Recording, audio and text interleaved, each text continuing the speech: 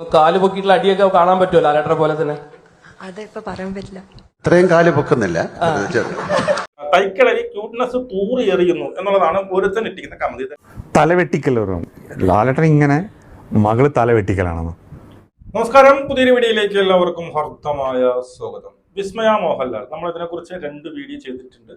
ഇന്നും വിസ്മയ മോഹൻലാലിനെ കുറിച്ച് തന്നെയാണ് വീഡിയോ ഇഷ്ടപ്പെടുകയാണെങ്കിൽ ലൈക്ക് ചെയ്യുക, സബ് ചെയ്യുക, പിന്നെ ഹൈപ്പ് ചെയ്യുക, കമന്റ് ചെയ്യുക. നിങ്ങളുടെ കമന്റ് ഇതിൽ വളരെ ആവശ്യമാണ് എന്നുള്ളതാണ്. അപ്പോൾ കമന്റ് കൂടി ചെയ്യുക എന്നുള്ളത്. അതായത് നമുക്കറിയാം, തുടരും എന്ന് പറയുന്ന ഒരു പടത്തിന്റെ ഷൂട്ടിംഗ് പിന്നീട് പ്രൊമോഷനുമായി ബന്ധപ്പെട്ട് വിസ്മയ ഇപ്പോൾ ഒരുപാട് പിന്നീട് ചാനലുകളിൽ പിന്നീട് ഇന്റർവ്യൂ കൊടുക്കുന്നു. ഒരുപാട് ഇന്റർവ്യൂസ് വന്നു. അതെല്ലാം ഈ പറയുന്ന മെയിൻ സ്ട്രീം മീഡിയകൾ തന്നെയാണ് ഇന്റർവ്യൂ കൊടുക്കുന്നത്. ആ ഇന്റർവ്യൂക്കകത്ത് നമ്മൾ ഇന്നലെയും വീഡിയോ ഇട്ട് പറഞ്ഞു, നമുക്ക് മലയാളം പറയാൻ കുറച്ച് ബുദ്ധിമുട്ടുള്ള ഒരു കക്ഷിയാണ്. മലയാളം പറയുമ്പോൾ അതങ്ങോട്ട് നമ്മൾ പറയും പോലെ ആ ഒരു നല്ലൊരു രീതിയിൽ ഫ്ലുവൻ്റ് ആയിട്ട് പറയാൻ സാധിക്കും. പക്ഷേ ഇംഗ്ലീഷിൽ പറയുമ്പോൾ വളരെ കൃത്യമായിട്ട് പറയുന്നു. അതുമല്ല, ഈ സംസാരിക്കുന്ന സമയത്ത് കുറച്ച് എന്താണ് ബോഡി ലാംഗ്വേജ്, കുറച്ച് എന്താണ് ഈ പറയുന്ന ശരീരം അനക്കുന്നു, തലയിട്ടിങ്ങനെ അങ്ങോട്ടും ഇങ്ങോട്ടൊക്കെ ആക്കുന്നു. ഇതൊക്കെ കണ്ട് കുറി പൊട്ടുന്ന കുറേ എണ്ണം. സത്യം പറഞ്ഞാൽ കമന്റ് ബോക്സ് കാണുമ്പോൾ അത്രയ്ക്കാണ്. അതായത് ഇവൾക്ക് ജെന്നിയാണോ, ഇവൾക്ക് വട്ടാണോ, ഇവള് മറ്റേ രാജ്യദ്രോഹിയല്ലേ, ഇവൾക്ക് ഉടനെ കിട്ടിക്കൊള്ളു എന്ന് തുടങ്ങിയുള്ള കമന്റുകൾ ചിലതിന് മാത്രമല്ല. പക്ഷെ ബാക്കി മിക്കതും ഞാൻ നോക്കുമ്പോൾ ഒരു 90-95% ഈ പറയുന്ന അവളെ അപ്രിഷിയേറ്റ് ചെയ്തുകൊണ്ട്. കാരണം ഒരു താരജാടയും ഇല്ല എന്നുള്ളതാണ്. ഇത്രയും മഹാനായ ഒരു നടനാണ് എൻ്റെ അച്ഛൻ എന്ന് പറയുന്ന ഒരു സാധനം ഒരു സ്ഥലത്ത് പോലും ഇല്ല എന്നുള്ളതാണ്. നമ്മൾ അവരെ അപ്രിഷിയേറ്റ് ചെയ്യുന്നതിന് പകരം സംഖ്യകളാണ് ഭൂരിഭാഗം. അതായത് ഡൽഹി പ്രൊട്ടസ്റ്റുമായി ബന്ധപ്പെട്ട് തൻ്റെ അഭിപ്രായം പറഞ്ഞത് എന്നുള്ള ഒരൊറ്റ കാരണത്താലാണ് ഈ പറയുന്ന താഴെ കിടന്ന് മെഴുകുന്നത് എന്നുള്ളതാണ്. ഓക്കെ, ആദ്യം പത്രസമ്മേളനം നടത്തിയപ്പോൾ വിസ്മയുടെ 1-2 ബൈറ്റ് വെച്ചതിന് ശേഷം ഈ കമന്റുകൾ എന്താണ് എന്നുള്ളത്, എന്തുകൊണ്ടാണ് ഈ പറയുന്ന വിസ്മയ ഇങ്ങനെ സംസാരിക്കുന്നത്, അതിനെ കുറിച്ചും നമുക്ക് വിശദീകരിക്കാം എന്നുള്ളതാണ്. ഓക്കെ, ആദ്യം ഇത് ഒരു ബൈറ്റ് ഞാൻ വെച്ചു തരാമേ. ഇത് നോക്കിക്കോളെ, ഇതുണ്ടോ?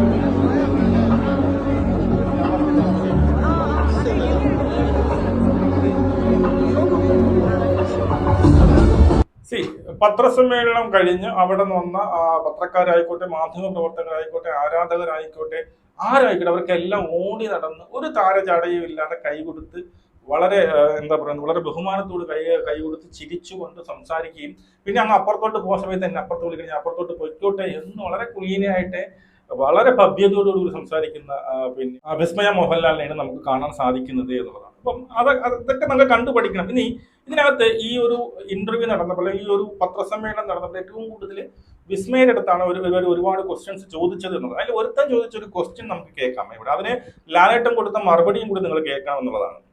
ആക്ഷൻ മൂവി ആണെന്ന് എനിക്ക് തോന്നുന്നു. കാല് പൊക്കിയിട്ടുള്ള അടിയൊക്കെ കാണാൻ പറ്റുമോ ലാലേട്ടനെ പോലെ തന്നെ? അതിപ്പോ പറയാൻ പറ്റില്ല. ഉണ്ടോ, ആക്ഷൻ ഉണ്ടോ? അത് സിനിമ കണ്ടിട്ട് ഇപ്പൊ ഒന്നും പറയാൻ പറ്റില്ല. ലാലേട്ടാ എങ്ങനെയാ നമ്മുടെ ഇത്രയും കാല് പൊക്കുന്നില്ല. അത്രയും കാല് പൊക്കും. അവന്റെ ചൊറിച്ചിലുള്ള ലാലേട്ടനെ പോലെ കാല് പൊക്കിയുള്ള അടിയുണ്ടോ എന്നൊക്കെ ചോദിക്കുമ്പോൾ ആ പെങ്കൊച്ച് എന്താണ് ഈ പറയുന്ന എന്ത് പറയണമെന്ന് സത്യം പറഞ്ഞാൽ ഈ ഒരു ഇവരുടെ ആ ഒരു ബോഡി ലാംഗ്വേജ് കേൾക്കുമ്പോൾ ഇതുവരെക്കായിട്ടും ഇതുപോലുള്ള ചടങ്ങുകളിൽ പങ്കെടുക്കുകയോ അല്ലെങ്കിൽ മോഹൻലാലിന്റെ സുഹൃത്തുക്കളോ അല്ലെങ്കിൽ ഫിലിം ഫീൽഡുമായിട്ട് ബന്ധപ്പെട്ട എന്തെങ്കിലും പാർട്ടിയിലോ അങ്ങനെ എന്തെങ്കിലും ഇവന്റിലോ പങ്കെടുത്ത ഒരു പിന്നീട് പരിചയം ഈ പെൺകുട്ടിക്ക് ഇല്ല എന്നുള്ളതാണ്. വളരെ വളരെ ഭയങ്കര ടെൻസ്ഡ് ആണ് എന്നുള്ളതാണ്. ഭയങ്കര എക്സൈറ്റ്മെന്റ് ആണ്. എന്ത് പറയണമെന്നുള്ള എങ്ങനെ പറയണം എന്നൊക്കെ വളരെ ബുദ്ധിമുട്ടാണ്. അത് ഈ പറയുന്ന ഇന്റർവ്യൂവിലും പറയുന്നുണ്ട് എന്നുള്ളതാണ്. ഓക്കെ, അതിനകത്ത് ലാലേട്ടൻ്റെ അടുത്ത് കൊടുക്കുമ്പോൾ ലാലേട്ടൻ പറയുന്നുണ്ട് അത്രയ്ക്ക് കാല് പൊക്കുന്നില്ല എന്നുള്ളൊരു ആൻസർ കൊടുക്കുന്നുണ്ട്. ഓക്കെ, ഇനി അടുത്തത്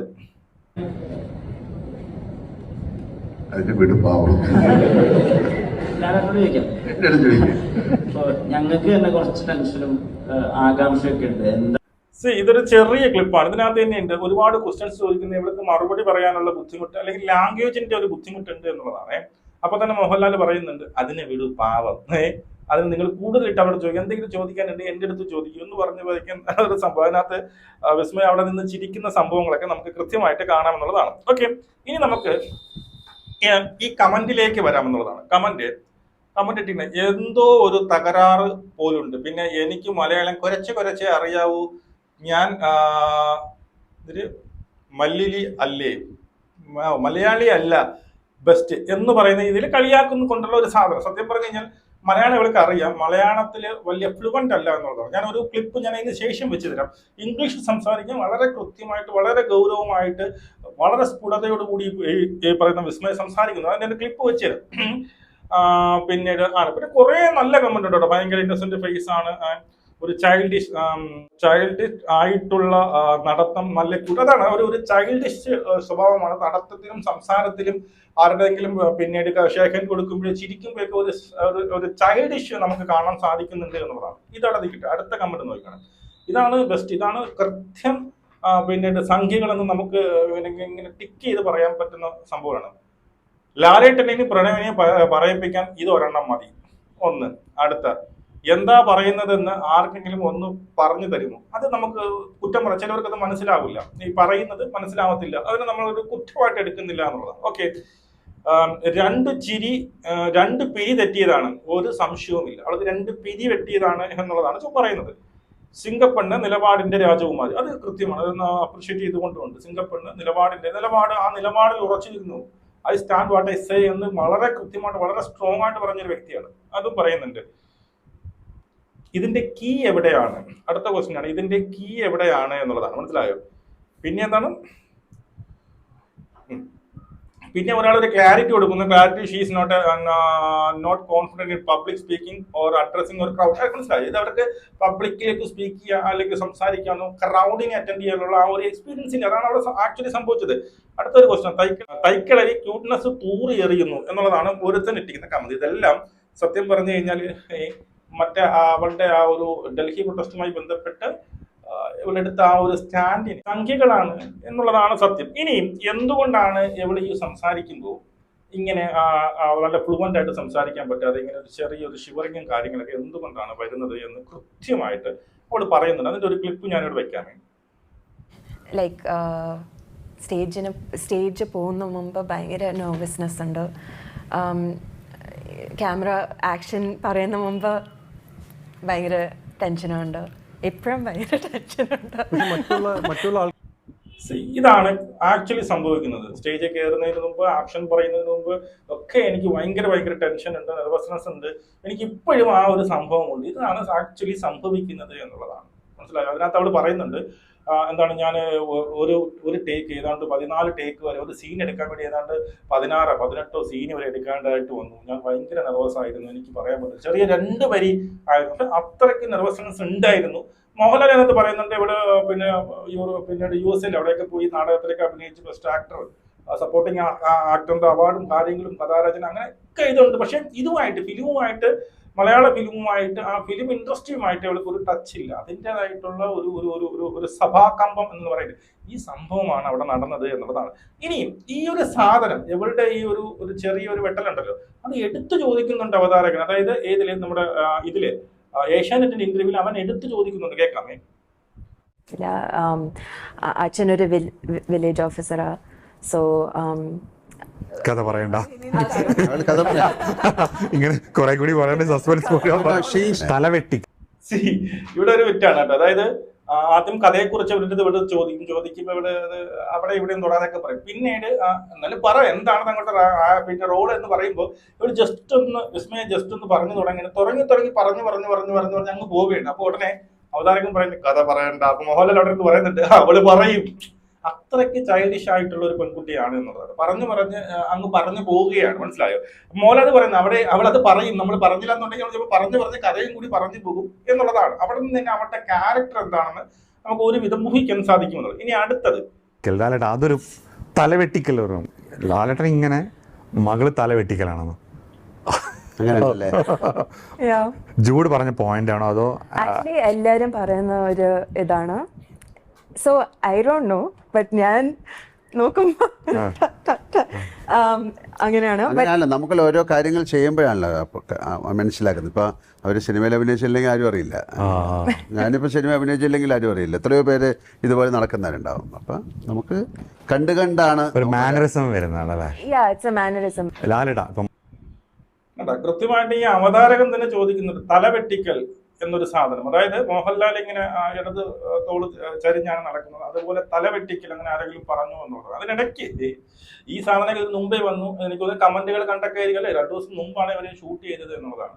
ഓക്കെ. ഇപ്പൊ തലവെട്ടിക്കൽ എന്നൊരു സാധനം അവതാരകൻ തന്നെ എടുത്തിട്ട് കൊടുക്കുകയാണ് എന്നുള്ളതാണ്. അപ്പൊ ലാലേട്ടൻ കൃത്യമായിട്ട് പറയുന്നത് ഓരോരുത്തർക്കുള്ള ഒരു മാനറിസം ആണ് എന്നുള്ളത്. പ്രത്യേകിച്ച് ഈ ഒരു ജസ്റ്റ് ഒരു ഷിവറിംഗ് പോലെ നമുക്ക് തോന്നുന്നത് ഈ പറയുന്ന ഒരു ടെൻഷനാണ്. അത് അങ്ങനെ ഒരു ടെൻഷൻ അനുഭവിച്ചവർക്ക് നമ്മൾ ഓർത്ത് വെച്ചിരിക്കുന്നത് വരെ മറന്നുപോകും. നമുക്ക് വിക്കൽ സംഭവിക്കും. നമുക്ക് എന്തു പറയണമെന്നില്ല, ആ കൂടെ ഒരു ബ്ലാങ്ക് ആയ ഒരു അവസ്ഥയുണ്ട് എന്നുള്ളതാണ്. അങ്ങനെ സംഭവിക്കുന്ന സാധനമാണ്. ഇനി അത് മലയാളം പറയുമ്പോഴേ അവർക്ക് പ്രശ്നമുള്ളൂ എന്നുള്ളത്. നമ്മുടെ ഈ പറയുന്ന രേഖാ മേനോനുമായിട്ട് ഒരു ഇന്റർവ്യൂ ഉണ്ടായിരുന്നല്ലോ. ആ ഇന്റർവ്യൂക്കകത്ത് അത് രണ്ട് പെണ്ണുങ്ങളാണ്. അപ്പൊ അവര് ഇതുപോലുള്ള ഒരു സ്റ്റേജിനകത്ത് ഇരുന്നുകൊണ്ട് അല്ലെങ്കിൽ ഒരു ക്ലോസ്ഡ് ആയിട്ടുള്ള റൂമിൽ ഇരുന്നു കൊണ്ടൊന്നല്ല ആ ഇന്റർവ്യൂ. അവർ പലയിടത്തായിട്ട് സംസാരിച്ച് ഈ പറയുന്ന വീട്ടുവിശേഷങ്ങളൊക്കെ പറഞ്ഞുകൊണ്ട് സംസാരിക്കുന്നു. അവിടെ സംസാരിക്കുന്ന ഒരു സാധനം ഞാൻ അവിടെ വെച്ചുതരാമേ. To ask a question, recently Maya കുറേ ഒരു സോഷ്യൽ മീഡിയ ബാക്ക്ലാഷിൽ വന്നു. So do you want to talk about it? Yeah, I stand by what I said. I believe we're a democracy and we should always be allowed to question and be heard, and that we should always have dialogue instead of force. And yeah, I don't think your politics should ever supersede your humanity. And regardless of which party is in power, if tomorrow the same thing was to happen, I would still feel the same way. So very good. Yeah. And okay, ഈ ഒരു answer നിങ്ങൾ കേട്ടോ. ഇത് വളരെ ബോൾഡായിട്ട് വളരെ strong ആയിട്ടുള്ള statement പറയുക അവിടെ. ഇവിടെ എപ്പോഴെങ്കിലും നിങ്ങൾക്ക് ഒരു ഷിവറിങ്ങോ ഒരു തലവെട്ടലോ അല്ലെങ്കിൽ വാക്കുകൾ കിട്ടാതെ വരികയോ എന്തെങ്കിലും ഒരു അൺകംഫർട്ടായിട്ട് അവർക്ക് ഫീൽ ചെയ്യുന്നുണ്ടോ നിങ്ങൾ തോന്നുന്നു? ഇല്ല, ഒരിക്കലും ഇല്ല. അവിടെ കൃത്യമായിട്ട് അവരുടെ ബോഡി ലാംഗ്വേജ് ആയിക്കോട്ടെ, അവരുടെ മുഖമായിക്കോട്ടെ, എല്ലാം വളരെ സീരിയസ് ആയിട്ട് കൃത്യമായിട്ട് കാര്യങ്ങൾ പറയുന്നുണ്ട്. അവിടെ അവർക്ക് ഒരു പുനർചിന്തനമില്ല. വാക്കുകൾക്ക് വേണ്ടി അവിടെ എന്ത് ചെയ്യുന്നില്ല, തപ്പിപ്പിടിക്കുന്നില്ല, ഷിവർ ചെയ്യുന്നില്ല, അങ്ങോട്ടും ഇങ്ങോട്ടും മാറ്റുന്നില്ല, കൈകാലുകളെടുത്ത് ഇങ്ങനെ കാണിക്കുന്നില്ല. ഇവിടെ 1-2 കാര്യങ്ങളുണ്ട്. ഒന്നാമത്തെ കേസ്, ഇത് പറഞ്ഞൊരു ക്ലോസ്ഡ് ആയിട്ടുള്ള ഒരു റൂമല്ല. ഇത് പിന്നീട് പലയിടത്തായിട്ട് ഇവർ നിന്ന് പല സമയത്തായിട്ട് നിന്ന് ഷൂട്ട് ചെയ്ത ഒരു ഇന്റർവ്യൂ ആണത്. രണ്ടാമത് ഒരു പെണ്ണ് തന്നെയാണ് ഷൂട്ട് ചെയ്യുന്നത്. അവരത്രയ്ക്ക് സംസാരിച്ച് വീട്ടുകാര്യങ്ങളും വീട്ടുവിശേഷങ്ങളും ഒക്കെ തമാശയൊക്കെ പറഞ്ഞ് അവരെ ആ ഒരു കംഫർട്ട് സോണിലേക്ക് കൊണ്ടുവന്ന ശേഷമാണ് ഇന്റർവ്യൂ എടുത്തത്. അപ്പൊ അവരുമായിട്ട് അത്രയ്ക്ക് ലിങ്ക് ആയി എന്നുള്ളതാണ്. ആ സമയത്ത് അവർക്ക് പിന്നെ ടെൻഷൻസ് ഇല്ല. എന്ത് ക്വസ്റ്റ്യൻ വേണോ ചോദിക്കാം, എന്ത് വേണോ നമുക്ക് വളരെ കൃത്യമായിട്ട് നമുക്ക് ഉത്തരം പറയാൻ വേണ്ടി സാധിക്കും. അപ്പോൾ അങ്ങനെ ഒരു വെട്ടലോ അങ്ങനെ ഒരു ജെന്നിയോ അവർക്ക് ഇല്ല എന്നുള്ളതാണ്. ഇപ്പോൾ ഇത്രയും ജനങ്ങളെ കാണുമ്പോൾ ഇപ്പൊ നമ്മൾ ഇതൊക്കെ വന്ന് പറയുക, ഈ പറയുന്ന കമന്റ് ഇട്ടവന്മാർക്ക് ആർക്കും ഈ പ്രൊഫൈൽ ഇല്ല എന്നുള്ളതാണ്. ബ്ലാങ്ക് ആയിട്ടുള്ള ഒരു സാധനം ഇട്ടുകൊണ്ടാണ് ഈ വന്ന കമന്റ് ഇടുന്നത്. അവർക്ക് അവിടെ വന്ന് സ്റ്റേജ് ഇരിക്കാനുള്ള ധൈര്യമെങ്കിലും ഉണ്ടല്ലോ എന്നുള്ളതാണ്. മനസ്സിലായോ? അപ്പോ നമ്മൾ തന്നെ ഏതെങ്കിലും ഒരു സ്റ്റേജിൽ പെട്ടെന്ന് പോയി ചെന്നിട്ട് ഇത്രയും ആൾക്കാരും ഇത്രയും പത്രപ്രവർത്തകർ ഓരോന്ന് ചോദിക്കും, നമ്മൾ തന്നെ നെർവസ് ആയി പോകുന്നത്. അത്രയുള്ള ഒരു നെർവസ്നെസ് അവൾക്ക് ഉണ്ടായിട്ടുള്ളൂ എന്നല്ല. വേറെ ഒരു പ്രശ്നമോ ജെന്നിയോ വിറയലോ ഒന്നും അവൾക്കില്ല. ഇനി ആ പേരും പറഞ്ഞുകൊണ്ട് എല്ലാവരും കൂടി അതിന്റെ തലയിൽ കേണ്ടെങ്കിൽ പിന്നെ ഈ പറഞ്ഞില്ലേ, ഈ പറയുന്ന ഈ ഒരു വിഷയം വന്നതുകൊണ്ട് തന്നെ എല്ലാവരും കൂടി അവിടെ പുറത്തേക്ക് കയറും. അവിടെ രാജ്യദ്രോഹിയാണ്, നീ രാജ്യദ്രോഹിയല്ലേ, നിന്റെ പടം 8 നിലയിൽ പൊട്ടും എന്നുള്ളതാണ്. രാജ്യസ്നേഹം എന്തെന്ന് പോലും അറിഞ്ഞുകൂടാത്ത കുറെ തെണ്ടികൾ വന്നിരുന്ന് പറയുന്ന സാധനങ്ങളാണ്. മനസ്സിലായി? മേജർ രവിയെ പോലെ വിദ്യാഭ്യാസം ഒന്നുമില്ലാത്ത, കാരണം കുറെ ഹിന്ദുത്വം മാത്രം നിറച്ചു വെക്കുന്ന ഒരു സാധനം. രാജ്യസ്നേഹം എന്ന് പറഞ്ഞാൽ ഹിന്ദുത്വം അല്ല എന്ന് ആദ്യം മനസ്സിലാക്കുക. രാജ്യസ്നേഹം അത് വേറെയാണ്. അത് മനസ്സിലാക്കണം. എന്താണ് രാജ്യം, എങ്ങനെയാണ് രാജ്യത്തെ സ്നേഹിക്കേണ്ടത്, എന്താണ് രാജ്യസ്നേഹം എന്ന് ആദ്യം മനസ്സിലാക്കിയതിനു ശേഷമാണ് രാജ്യസ്നേഹത്തെ കുറിച്ച് സംസാരിക്കുന്നത്. അഭിപ്രായം ഫസ്റ്റ് കമന്റ് ചെയ്യൂ. നമുക്ക് കാണാം. ജയ് ഹിന്ദ്.